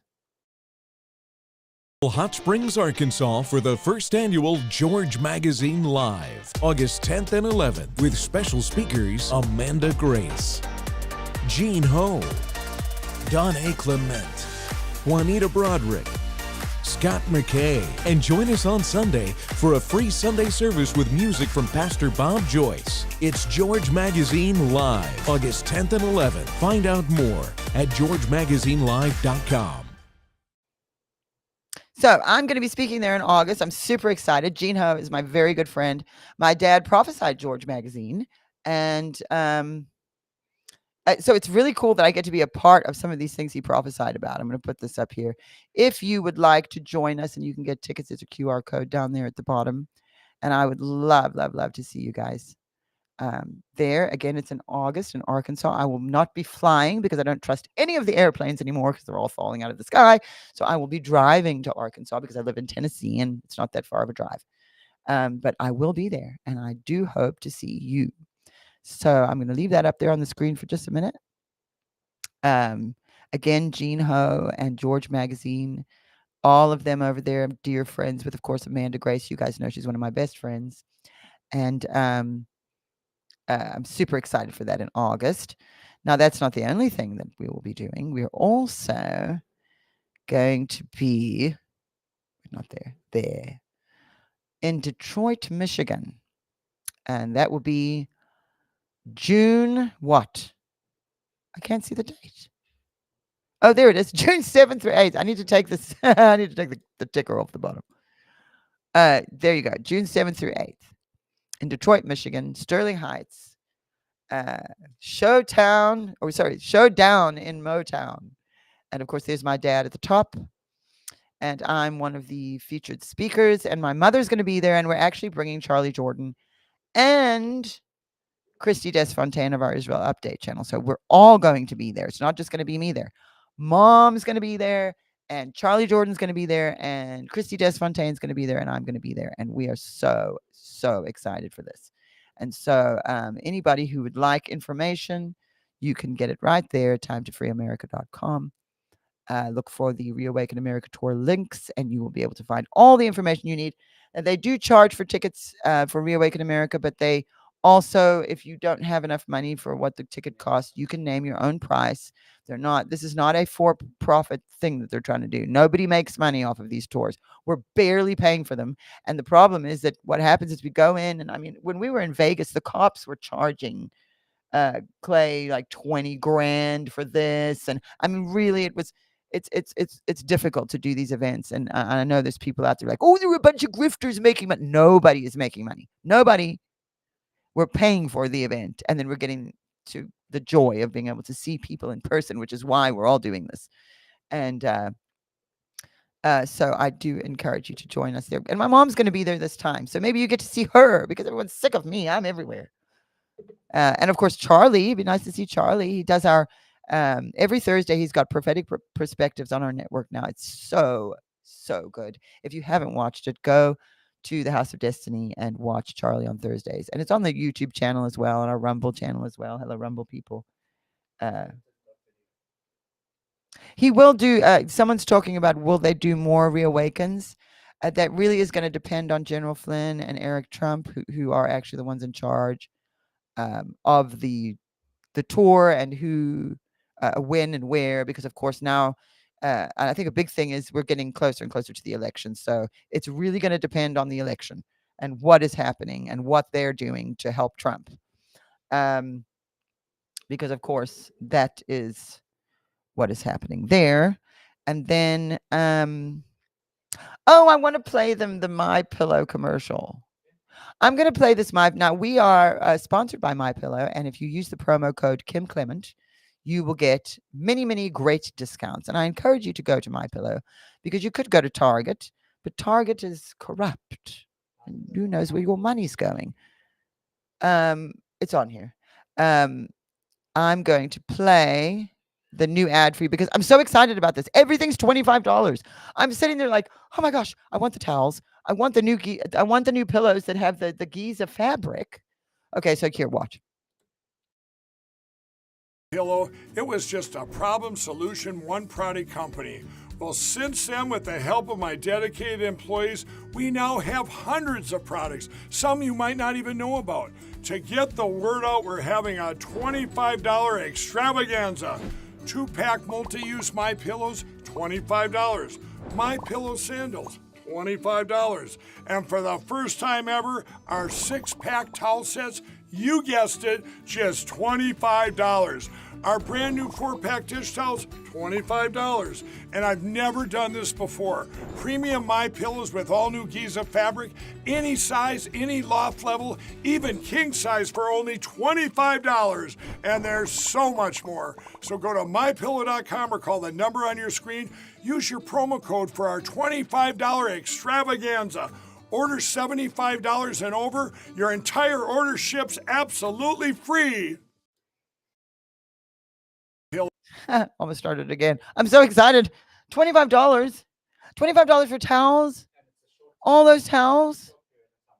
It's only for a short period of time, you guys. Please support Mike Lindell. Man, he is fighting so hard for this country. He is such a good person. I've met him, and Mom and I have interviewed him, and he is a good person. Like, you feel it from him when you meet him. You want to hug him, you know? Anyway, $25. I want to hug him. I want the towels. $25 for those towels. So something else I wanted to talk to you about today was our missions.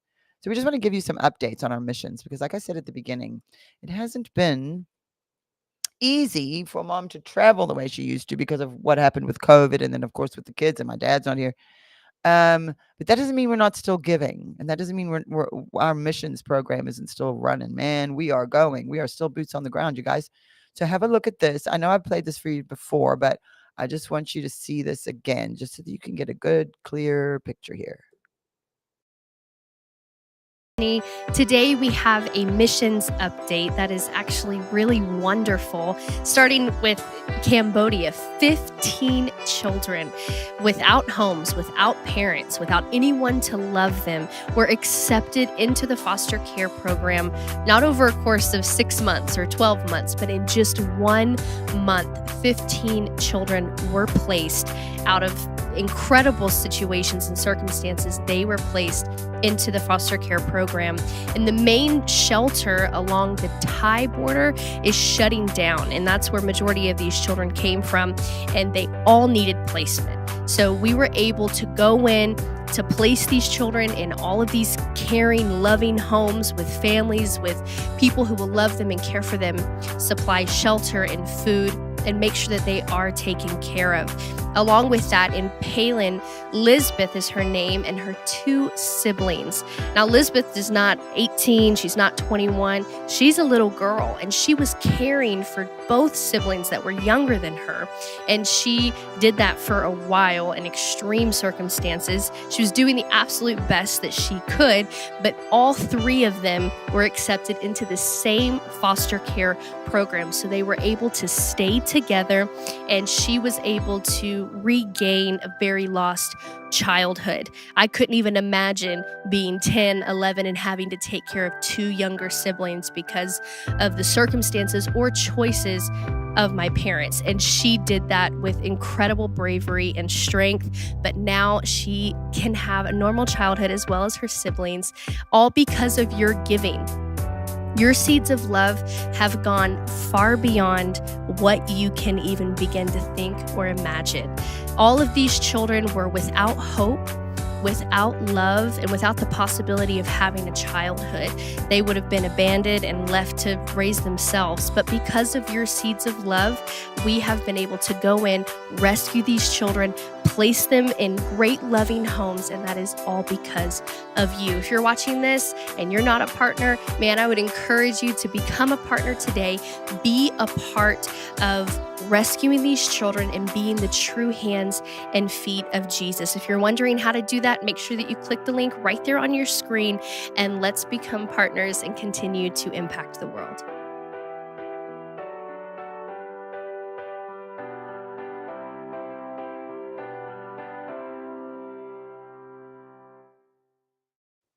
Here you go. So just so you have a little update on our missions, and because I know a lot of you still support us here at the House of Destiny Network, and we really do need it. We are bringing you these prophecies, and my mom, really, God did something amazing in my mom, and she's been just in that Bible, just studying the eschatology and the things going on and keeping us informed there. And we're keeping everybody updated on Israel with our Israel Update channel. And of course, we're having church there with Pastor Fa every week too, here at the House of Destiny Network. So we are so grateful to all of you for continuing to support us, because it was a hard decision. Do we do this or don't we do this? And we did it. And so we can only keep doing it if you support us. And those like us, the other side is supported by giants, media giants, Soros, people like that have so much money, and we're running around fighting lawfare where they're just, now I'm not fighting the lawfare, but General Flynn is, Roger Stone is, Clay Clark is, Mike Lindell is, all these people that you see me with, they're in a huge battle, and it is called lawfare, and they have all been bankrupted, and they have all really and truly suffered through this. And so I'm grateful that we don't have that problem, but we are living in Biden's America, and we just, we have a very specific mission from God. it's been very easy for us to figure out what it is we need to do. It's just doing it. And so we do thank you so much for supporting us. And if you can continue to do that, support us and support the rest of us who are in what Glenn Beck has been calling the parallel economy. Because our economy, we've created our own little economy and we're supporting one another. So it's like, hey, you Soros, you and all your money. We don't need all your money. We'll just support one another over here. And so that's what you're doing when you give an offering to the House of Destiny, to our ministry, or to the voices out there that are bringing you truth. Give them something, even if it's just $1 or $5. My dad used to do $5 in your face offerings, because if enough people are united in an effort towards something, which is what this is, it's actually a beautiful thing when we support each other, and it's biblical. So if you do feel so that God is leading you there, you can text to give down there. You can go to our website. You can, if you're watching on Rumble and YouTube, the information is in the description. But the text to give is the easiest. I did text to give just recently. I told you guys about it last week. And it was really easy because I got to keep watching what I was watching, and then I was able to still all on my phone. Pretty cool. And so, but I just wanted to let you know we still have our missions. We're still doing that. Also, to give you an update, speaking of missions, my parents, through the process of the process of helping all the children, the hundreds and hundreds of kids they helped during the one child law and those years in China, and all the abandoned kids, how many kids we found homes for, got surgeries for. Well, I ended up with 5 brothers and sisters from that. My mom and dad adopted 5 children. And you know what was so beautiful is last week on Prophetic Rewind, I picked the one of my dad, and I, for other reasons, but he ended up talking about my sister Mia. And he, in that broadcast, and it's on Prophetic Rewind from go to kim.tv, you can watch it from last week. He talks about Mia. And he talks about seeing her at 30 years old, and he talked about fear and how he wasn't afraid because God had shown him, promised him, shown him my sister Mia at 30. Now, Mia has pulmonary hypertension. And so there's, for anybody who doesn't know, it's very complicated to explain. I'm not very good at it, but she can't absorb oxygen like a normal person. And so she has to constantly be on medications. She's had open heart surgery. She's a teeny tiny, beautiful little clever thing. She just won first place for honor roll algebra at school. So she's really smart little girl, but she's had kind of a rough couple of weeks, which I really thought it was God. I felt it was God. Just making sure I saw that little promise in there. I was doing Prophetic Rewind. I picked it for completely other reasons, but there was the story about Mia. And what happened last week was Mia's nose started bleeding, and it was just in the middle of the night, and it wouldn't stop, and it wouldn't stop. And there were just cups of blood, and they had to take her to the hospital. It turned out she had a lesion up in her nose, and it's just a very sensitive area, and it was dry. But then she's on a drip medication that is attached to her arm. So she can't bathe or go swimming like a normal, like she has to wear a cover over it because it has to 24 hours a day, 7 days a week be in her arm. And it puts medication intravenously through her arm, and she carries it around. It's like a PICC line. And so that was off, and they had to take her back to the hospital. This has all happened in the last 2 weeks. So just 2 or 3 days ago, she was in the ICU again, because when that thing turns off, she has to go into the ICU for them to fix it and then turn it back on. And so we need a lot of prayers for our little Mia right now. She's doing good. She's fine. But please do continue to pray for her. We know God has showed her to us, to my dad, at 30, at least, because the alternative for her, it would be a heart and lung transplant. And so we're just believing for our little Mia's life because she's worth it. And so anything, the books. If you are giving an offering to our ministry today for an amount of, or any amount, you give anything, if you give $1, if you give 50 cents, we're going to send you this. It's a 31-day devotional, and these are very special. My dad used to write these emails to everybody, everybody on staff, his whole family, a number of other pastors and ministers and friends. And everybody would get the daily light in their email every morning from him, and it would be something profound that he'd written. And so we put it in a devotional, a 31-day devotional. And so you will get this for free, but you have to go either use the QR code or go on the website and click the banner, and it will be the same for this, which is our new release book, Prophetic Revelations, a collection of letters from the pen of Kim Clement. I love this. I love this. My dad was such a good writer, and I used to write with him, and I used to do ghostwriting for him, so I know how amazing he was. And if you give a donation of $25 or more, we'll send you that book for free, but you do have to go on the website and click the banner so that the distribution center knows to send you a book. And so I think that's everything. And click George Magazine. Anyway, I'm just going to put that up one more time. If you need to get tickets to come see me there, I would love it if you can join us. We'll be in Arkansas in August, and we're going to have so much fun. And I think I've covered everything. Have I forgotten?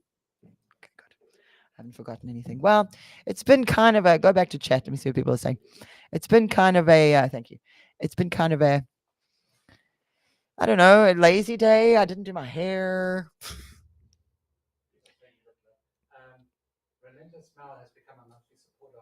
Oh, I see that. A monthly supporter. Oh, it's exciting. I didn't know you could do that. I need to do that to other people. Okay, everybody. Here's what I have. Before I go, this is what I want you to do. I want you to remember the Fourth Reich prophecies as you see what is happening across America and Europe. We do feel that it is a Muslim problem, but not only. And we want to remember Germany, Italy, Holland, France, and Great Britain. The short war, my dad prophesied about a real war, not a spiritual war, but a real one. And everybody just pray about that. I really feel I don't want to be alone in this. There's a lot of responsibility. I see Roger Stone's name coming up. My dad prophesied that about a simple stone that his David would hold up when he was prophesying about Donald Trump. And Roger Stone is the reason that Donald Trump ran for president. If not for Roger Stone, he would not have run for president. So when my dad prophesied stone, the simple stone, remember the name, him prophesying those things changed that man's life. And he's now my friend. So, and you saw him interviewed here a few weeks ago. If you haven't watched it, you can go back. So remember those things. And also, let's be praying about women who have been forced into, and I know I didn't list everybody. There's more women who have been put in this situation. I want you to remember those women in your prayers because God is doing something with the women. And many of you here are a part of that. And so please pray about that. And anything you want to share my email address quickly. Anything that you want to share with me about that, email me, and I'll be very vigilant about checking those emails this week too. Is email me there, codebreakers@houseofdestiny.org, and let me know what you think. Fourth Reich, my dad's prophecies, everything that's going on. The women in leadership. Gene Scott, if you know anything about that. And you know what? I did try to, I've contacted Melissa Scott to see if I can interview her. So let's see what happens. Maybe she'll come on. Maybe we'll get to talk to Melissa Scott ourselves. And then she can teach us all about Daniel's 70 weeks, the way it should be taught. All right, everybody. God bless you all. And I'll see you next week on Codebreakers Live. Leon Benjamin next week. Leon Benjamin's going to be with us.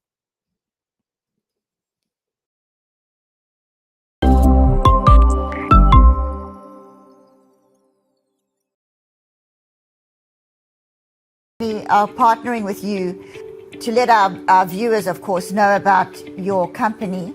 It's Beverly Hills Precious Metal. Andrew, explain how that works. So I'll walk you through it right now. So if you go to bh-pm.com, right there on the homepage, you'll see a form that you could fill out. And that form is very important in letting us know how we can help you. So you just put in your first name, last name, email address, phone number. There's a section that says, how did you hear about us? And in there, put Kim Clement. And then there's a portion where you could write a couple of notes down on the bottom. Usually within about 24 to 48 hours, we'll contact you. And then by phone call. And then we'll go over everything with you. This isn't a high pressure deal. We always recommend that if you feel uncomfortable, take a step back, pray about it. You will gain the answers that you need by doing that and come back to us.